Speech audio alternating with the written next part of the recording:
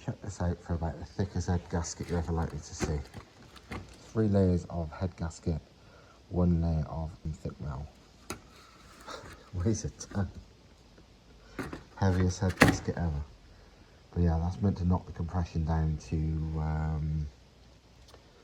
I don't know, mid-8s, something like that. Plenty of boost. That'll be for my VR5.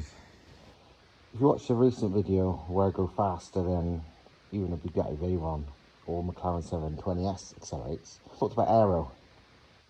And I did say about doing one thing, which was blocking off the side vents, because on my car they don't really serve any purpose because there's no cooling at all that happens in the back, not even the air intake. So I considered that, and someone in the comments of that video who clearly knew quite a lot about aero agreed with me. So I thought, you know what, I'm going to try it.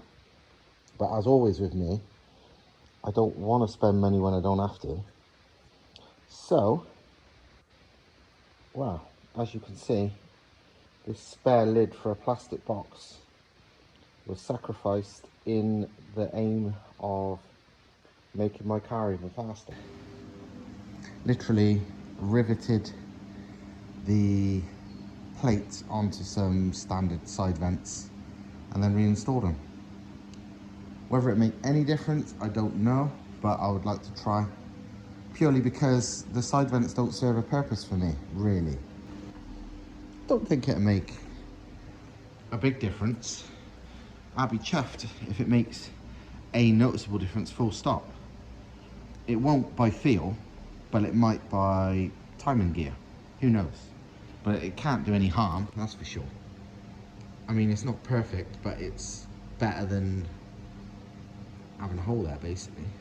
Having a duct there. Because this one is pretty flush. It's not, you know, it's not made to draw any air in. It is literally flush with the car.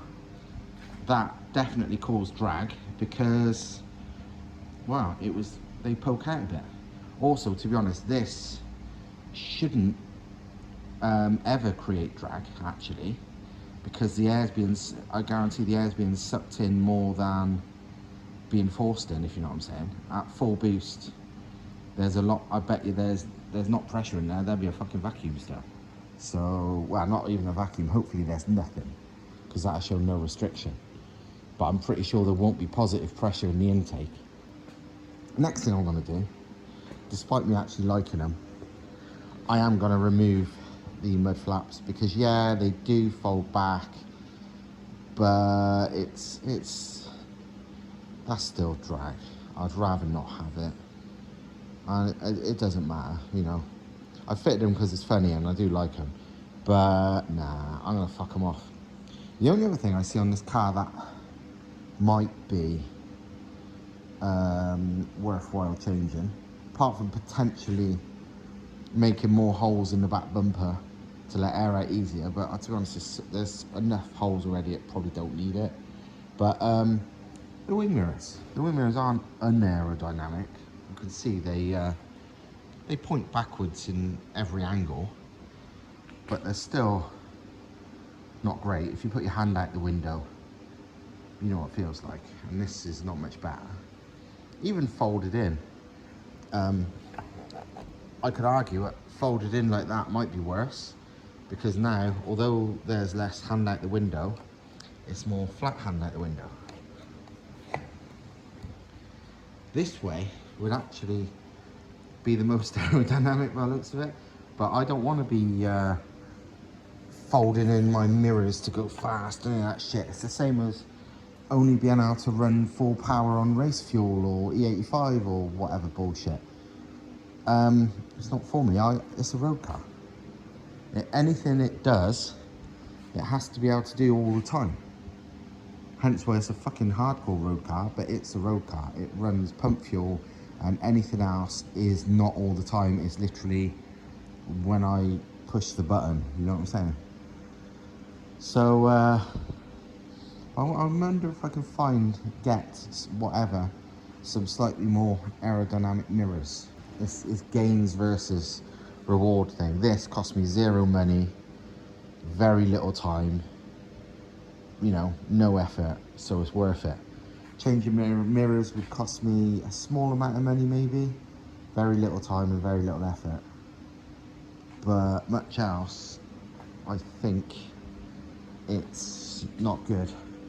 I do wonder if it's worth, probably not, if it's worth adding holes, because the thing is the wheels, they make turbulence, and letting air out behind the wheels is generally a good thing on cars. So I do wonder whether I should add a fucking hole or two to help there.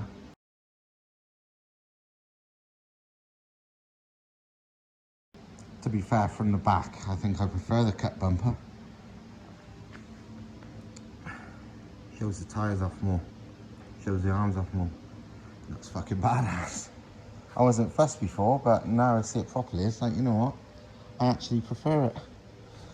You need some fucking serious tyres to make it like seem worthwhile, because otherwise it's a bit gay, because, you know, skinny tyres is what's showing off. But yeah, I like this. Hopefully it performs better too, because that was the fucking main reason. It's dry outside, but it's also mega cold, almost to the extent it might be icy. So I have no idea if I'm going to be able to get any decent runs. Well, last night's testing, which I didn't do much testing, but what I did do, the boost only testing, the 100 to 200 knocked a couple of tenths off my best. So maybe the cutting the back bumper to let the air out from the wheels and blocking off the vents has helped, because I don't know otherwise what would be better. But that's got me a bit obsessed with this now. So now I'm ruining my front wings. Well, not really ruining them. I'm cutting holes for more vents, more louvers, which I happen to have kicking around on the floor, and to let the air out from the front wheels, because you'd have seen on pretty much every modern race car, sports car, everything car, you know, production stuff even, the front wings are vented, because that is a big aerodynamic thing. You've got the wheels and tyres in there spinning air like there's no tomorrow in there, and it ain't got nowhere to go. So letting the air out of that is meant to be a very good thing. So with what I've got, I'm doing this. There's basically the back of the wheel, which is where I'm doing it, is the most efficient place to get rid of it. You do see these ones where they've got vents right over the top of the wheel, but from what I understand, that's not really, I mean, anything's better than nothing, but it's the back where it's most efficient. And yeah, these places looked like it's gonna work for me with the standard front wings. So I've cut some holes with a good old angle grinder, and then I'm gonna attach these aluminium levers instead, and it'll probably look okay. It ain't gonna look no worse than the rest of the car, because the car looks nothing great. Well, my aero mods continue. So, as well as a Jesus fish, obviously. But yeah, this has gone, the car is no longer a sleeper. As much as I wanted it to be a sleeper, it's way beyond that now. It's purely like function over form. It might be a sleeper in the way that most people look at it and think, what the fuck is this weird cut up mess? But it's not a sleeper as in it looks standard anymore. So obviously I've chopped the rear bumper to let the air come out, especially from the rear wheels, which obviously makes it a bit less slippery. I already had all these vents to let everything out from there anyway, but side vents are blocked off. I've got that, but I've also done this now. I've added some front vents to let the air out from the front wheel. Pretty much all modern race cars and even production supercars and stuff have that shit, because the air trapped in the front wheel arches, especially, not only because it gets trapped in there naturally, but the wheels spinning like a windmill. That's the fucking word, a windmill.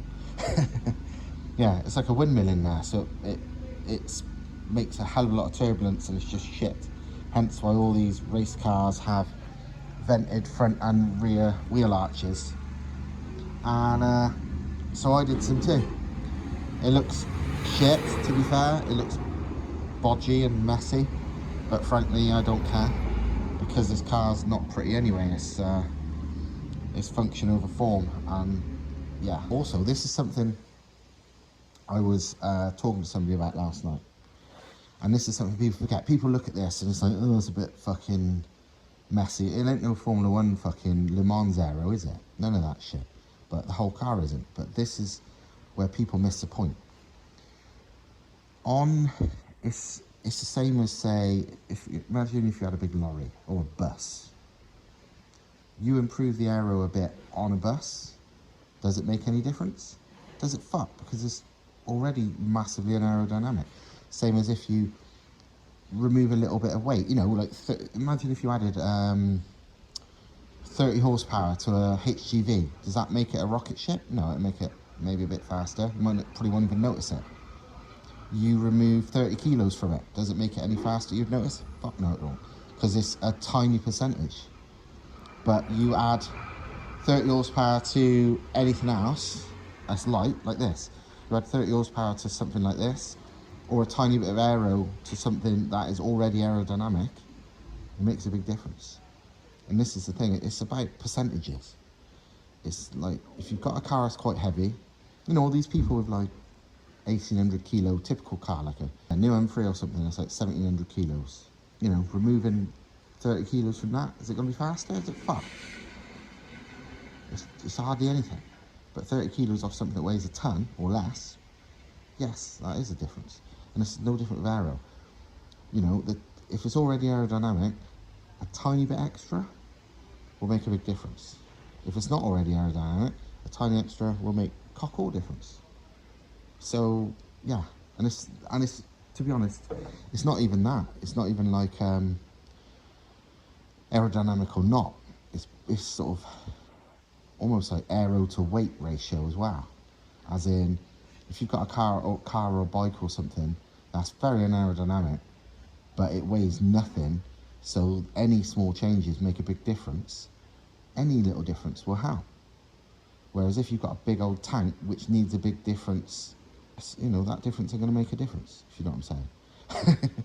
So yeah, hard to explain, but I know what I'm fucking talking about. And yeah, it is what it is. The only thing left is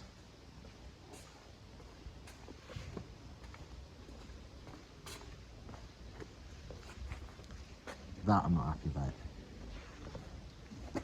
The fact that air hits so much of the front wheel because the front wheel is so fucking wide. I need some kind of like big corner splitter that goes down like that. But how the fuck I would make something like that or buy something like that, I don't know. But that would make a big difference. Just thought I'd show you a quick workshop update, just because so much is going on and we're kind of trying to get more and more organised, turn it more and more into a factory than ever, because it's just so busy. This is subframes. Literally all this is here is 2 subframes. This shows how many parts the subframes are made of. And they all have to go together in a particular way, as in, it don't just go together in one, it goes together in one way. That's all you can do. If you put one bit wrong, or even if you welded one bit wrong, it's scrap, because you can't take it apart again. Like, because it's 3D, I mean, I'd probably show you on this to some extent. Because there's parts inside the main frame as well, if you put the outside parts together and forgot even one thing in there, it's scrap. If you put like things like this, because it all holds itself together. If you put this together later than tried to pull it in later than you needed to, it won't anymore, it's scrap. So that's why Thomas won't sell it as a kit. I mean, even describing to somebody how to pull it together would mean a very, very complicated instruction setup, because the only person that knows is in Thomas's head. There is no instructions. We'd have to label every single one of them. And even if we did do that, who's truly got the skills to build it properly? We don't want our name on the stuff that someone bodged together. Do you know what I mean? It's not easy to do. It takes Thomas pretty much 2 full days to do a subframe, because it's a seriously complicated job. People say, oh, you know, you don't want people to copy you either. Well, it's like, well, maybe, but honestly, with all our products, if you're able to copy it and make a profit from it, fucking good luck to you, because you won't, really. The way we do it, it just wouldn't work for 99.9% of the people. So they could try, and I think if anyone did try, maybe they have already for all we know, they would try and be like, oh yeah, no, this is not viable, because it wouldn't be. I know for a fact we've had people try and make their own conversion wiring looms, because they come to us and admitted it, and then bought our own because they got no hope. Because it's not that simple. It's a ball ache. But anyway, enough of that. I'll show you what we've been doing. Obviously, you've got my engine. I just need to have time to pull it in to the car over the road. My VR5, which again, need time to, I haven't even got a car for that yet. But this is our thing. That there is orders. There's actually seven lots currently. You know, that's orders that are paid for, waiting to go out. And as you can see by the writing, there's a lot of them. But yeah, been making loads of stuff. Like Thomas has, you know, been on a mission. So we got charge cooler mounts, exhausts. What else we got? Oh, yeah, charge cooler mounts, exhausts. This is rear arms, parts of. Obviously, tons of mounts, tons of other stuff. On the shelf, there's tons of complete stuff already. There's a lot more arriving tomorrow, funnily enough. These are mounts in our super cool box. We didn't ask for them to be like this, but our friend who builds our billet rear mounts for us, one of the few things we don't make in-house because we haven't got a fancy CNC machine. He decided to give us a last set in some cool fucking wooden mounts that he made, and they are awesome. He does some shit hot stuff, to be fair. Very, very good. Yeah, loads of stuff. These are arms ready for, this is what our adjustable arms are made of. Proper thick 316 stainless, no bullshit mild steel crap like most arms are. They are proper seamless 316 stainless. Thick wall, as you can tell. But yeah, trigger wheels, trigger wheel brackets, just loads of stuff, and there's loads more to come. I think our drive shafts are arriving tomorrow or the next day. We've got another lot, because I think we've only got 2 or 3 sets here, so a bunch more are coming tomorrow. We've got a ton of CVs, but we need even more. And yeah, all good. It's funny actually, never yet have we, I mean, look at my car. My car's ridiculous power and spec these days, and ridiculous amounts of grip.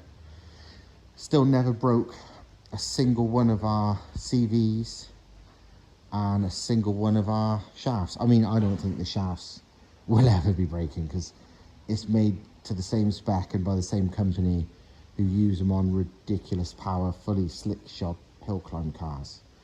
So I don't think the shafts are ever a thing. But even our CVs, and a CV is literally a 30, 40, 50 pound disposable part on any car. They are literally, you know, and you remove them and refit them in the space of half an hour. But I still haven't broke, so it's fair to say they are good. But yeah, lots of stuff happening. My sort of corner, I need to tidy up really, because my corner looks a mess. This is my corner of random shit, non-work. This is basically, none of this is business. This is just my fuck about. This stuff is pure business. This is obviously Thomas's fuck about, because this is motorbikes and shit. And yeah. And upstairs, which was our storage, nearly all of it's empty now, because we had that massive clear out the other week. But yeah, and obviously that's our mock-up engine thing, which rolls around. I'm not in my MR2 today. I'm in my normal Skoda daily, because the weather just aids. There is some really, really cool stuff that I want to show you that I've done on the my car, anti-lag related. I've been saying for months now I was going to make a video dedicated to explaining my anti-lag, because A, it's nowhere near as complicated as people think it is, and B, it's 10 times more effective than most people's way more complicated setups are. So it'd be good to do a video to explain it and bust a few myths, but I've not done one yet just because I've been so busy. But more interestingly is I've made it even better now, like way better. And that'd be very good to explain to people. Because to be honest, what I've done is some shit that is kind of, I wouldn't necessarily say top secret, but I've never seen it before in anything. Well, I have. I've seen it on race cars, like proper race cars. I mean, like Works World Rally cars and Le Mans cars and stuff. I knew it existed, but you never ever see it on the cars we're used to. And I've asked a few people who are in that industry, and they don't tell me. Like, it's clearly quite secretive. But from people not dropping hints, but you know, saying things in a roundabout way, plus research, plus my understanding of things, I've done some stuff with my car. No mechanical changes, just some stuff that has made it all way more effective than it ever was, way more efficient than it ever was. And yeah, and also this is a lot of people wouldn't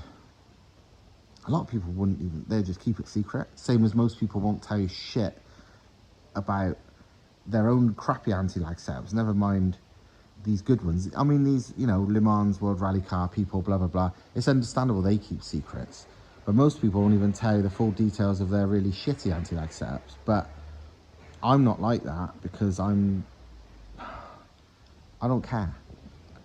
It's not a thing I'm going to make money off. It's not my business. You know, it's not like, if I was a tuner, I wouldn't tell you, because you come to me and make the money. But this is something that I've never seen I've actually directly asked tuners who aren't even keeping secrets, and they just don't know what I've seemed to have figured out. And also, I'm just, a lot of people in this sort of, not in the business, but in like the tuning scene, if they feel they've got an advantage over somebody, you know, they've got something special, they don't tell people shit, because they want to carry on being special. They don't want nobody to keep up with them. They think it's some kind of competition. I'm sure you've realised by now with my stuff, I don't work like that. I don't care. Build what the fuck you like. I tell you everything, and I'm going to tell you when I finally get around to this anti-lag video, everything that I've done that works. And if you want to completely copy it, crack on. I'll be a bit pissed off if then, because you know what pisses me off? I don't care about telling everybody everything. I do. I tell. That's what I see in a lot of the comments and whatever on the videos. It's like, oh my God, thank you so much for being so fucking open and honest and about everything, because everyone else likes to keep all their stuff top secret, which is true. I'm cool with that. What only thing that gets on my tits is the amount of people who I you know, openly, publicly say stuff about engines, about tuning, about whatever, and these cunts copy it and take all the credit and don't give me any credit for it, don't even mention me. It used to piss me off, especially on the Stav-Tech Facebook page. I would post some cool techie tuning shit, and within a week there'd be 10 fucking YouTube videos and blogs and vlogs and fucking Instagram posts and shit from all these random cunts on exactly the same subject. And it'd be a subject that you would never have seen anywhere before. And then suddenly I post it, and then magically everyone else posts it. Coincidence? Is it? Fuck. They just literally have seen me post it and have copied it and taken all the fucking credit. And it's annoying too, because often it's these big fuck off YouTube channels that make serious money out of making this bullshit. And I don't. And that's a bit annoying. But apart from that, I don't keep secrets because I'm not a prick. I'm here to help you. If I inspire you to do shit, that's mint. I wish I'd make money out of it, but whatever. I'm just me. I'm just honest. I'm not a dickhead at like just out to succeed and don't want anyone else to succeed. I'm not that. I'm not that dickhead. You could all, for all I know, half you cunts watching are, you know, there's so many snidey wankers in the world who don't want anyone to succeed. I don't give a shit. You do you. I'm happy for people to do well. I'm always bloody helping people. I wish people would help me. They don't, but I help me. I don't want to rely on no cunt, because not because I don't want it. I'd love everyone to do shit for me, but nobody does. But that doesn't mean I'm not a fucking helpful person back.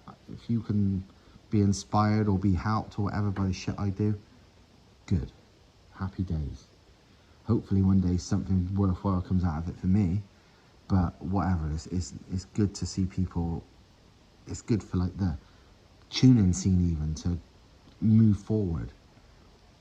You know what I mean? Because it does annoy me where there's just constant absolute shit being posted, and the typical cookie cutter, everyone copying everyone else rubbish, and just buying or using or whatever bollocks and just spreading incorrect info. And it's not like that. Do you know what I mean? There is more to it than that, and hopefully for the few people that watch my shit, you are learning a lot, that it don't have to be like that. That's going to be the end for this video. It's a bit of a fractured, showing you lots of different things over lots of different days, but hopefully it was good.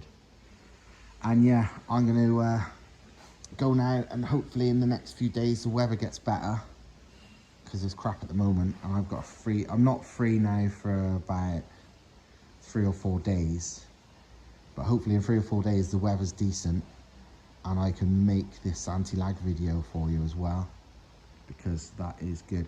I tell you what I am going to try and do as well, is I've got a lot of ideas in my head of like techie stuff that I can't show you like live. It might just be me voicing over pictures and shit, but I've got quite a few of them in my head that needs showing. And to be fair, if I make it as a video, less likely dickheads will just copy it as their own stuff as well. But we'll see about that. But I'm going to try and make some of them soon too, because people seem to like them. And I just, even if they didn't, I would make them anyway, because I'm interested in them. And I only make videos that I would like about me. I'm not. So many people try and be YouTubers. They think of content people like. They think of this, and half the time they don't even like stuff. I'm not going to name names, but there's a fair few big YouTubers, UK and abroad, who blatantly aren't even fucking into what they talk about on their videos. They don't give a shit. They don't even like cars. They don't even like modified cars. They don't even do fucking hell. Comment in the comments if you can think of any, but I can think of quite a few car YouTubers who blatantly aren't into what they pretend to be into. They're just doing it for the fucking money. And non-car people's no different as well. Probably even worse with non-car people. It used to be like that at car magazines. You know, well, it always is. Nearly all car magazines are dead now. But you know what killed a lot of them? Because I worked in there. I worked in these car magazines, remember? So I know this shit. I'm not, you know, this isn't my opinion. This is fucking fact. 90% of people who worked for these car magazines that used to read and used to think we're experts or whatever, don't have a fucking clue about cars. And I would say even if 90% of them didn't have a fucking clue about cars, from like a technical point of view, you know, details, not just, you know, I would say 70 to 80% of them don't even fucking like cars, really. They pretend to like cars because it's their job. There are certain ones who ended up big editors of big, sensible magazines who know fuck all about cars and have lied their whole career to pretend. You know, they would have even project cars that they didn't give a fuck about. They got it because they have to live this lie. And YouTube's no different. Most of these YouTubers, they don't give a fuck or no fuck all about cars. Hence why most of them just pay people to do their shit, because they wouldn't know one end of a fucking spanner from another. They couldn't even change their own fucking spark plugs, never mind anything else. So yeah, most of it, honestly, is living a lie to make money. And in some respects, I think fair play. I wish I was so, what do you call it? Have no shame. I don't know what the word is. I can't remember what the word is. But like, to have absolutely no shame that you can just pretend and lie about that. But I can't do that. The amount of money I turned down when I worked on magazines from companies who wanted me to promote something, and I was like, no, fuck off. You know, it's unreal. But that's how the world works, unfortunately. And so many of these big YouTubers and stuff you watch, I mean, you can sort of tell.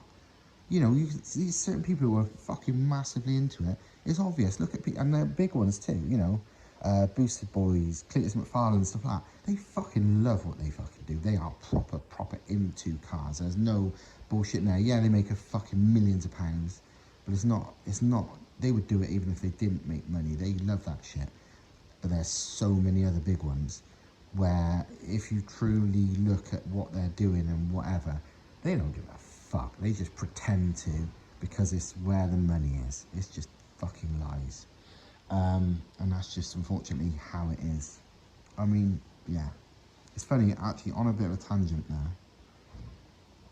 You see a lot of these Instagram posters, like popular Instagram pages, you know, meme pages and shit like that. And every now and again, they'll post like a blatant advert for like some fucking OnlyFans slag or whatever. And like all the comments would be like proper slate, oh my god, I can't believe you sold out. I can't believe that. It's one fucking Instagram post. If they are genuinely paying fucking big money for them to make a post promoting this fucking OnlyFans bird, fuck yeah, you do it, because you're not selling out. It's blatant what you're fucking doing. If somebody said to me right now, I want a fucking sponsored advert for, you know, I give you 30 grand, you're not lying. I'm not like, I'm not saying something's bad when it is. If they said to me like, oh, you have to say this fucking rough as fuck fat donkey bird is fit as fuck, I'd be like, fuck you, I'm not saying that. But if they said, here's 30 grand, you know, say to them, you know, is it always, they make it blatantly obvious it's a fucking advert, they're not lying, and just say, look, you know, here's the thing, go there. I'm like, fuck yeah, well, I want some money. I don't understand why anyone's got a problem with that. It's the ones who blag it, you know, like these ones who fucking who like pretend this product they're sponsoring them is changing their fucking life. Oh look, my hair's grown back thanks to Keeps. It's all fair enough if somebody was like just advertising Keeps. People like fucking Cletus and whatever do that, but it's an advert and they're usually it's funny. But the ones who like pretend like Keeps has magically fixed their hair into this long luxurious fucking bouffant, that's just, nah, that's selling out. I could not do that. That's cuntish. Who does that? Rob Darn does that. Rob Darn, wow, he's the biggest blagger I've ever seen, but that's another story. He's so fake, everything. Anyway, I'm having a random rant now. So yeah, hope you like this fucking video of swearing and the truth. And I'll see you next time. Ta-ra.